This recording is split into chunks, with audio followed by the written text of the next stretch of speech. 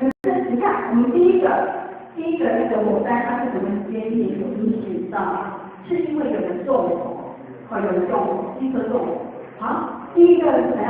他煮东西帮你关明火，对不对？好，关你关火。还有就是说，当油温起火的时候，他在灭火的时候，他使用的方法错误了。所以说，有很多的那个意外发生其实我们都是可以避免的。因为我们对那个我们周遭的环境提高警觉，而且呢，平时我们要做好的消防设备使用或是逃生路线的理念，那么我们就可以在怎样，在生死一瞬间，在最短的时间之内做最正确的判断所以呢，现在呢，我今天就是要来跟各位分享，在我们平常做好防火设备的操练，对不对？还有我们使用上的一些方法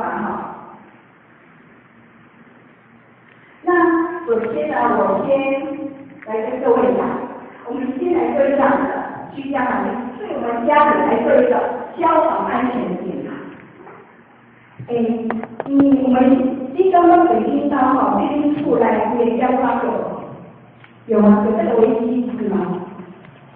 我去这些他说，到人家在厨房里打扫，当去小看，他把我在也陪来记者所以很多人都得到这样的答案。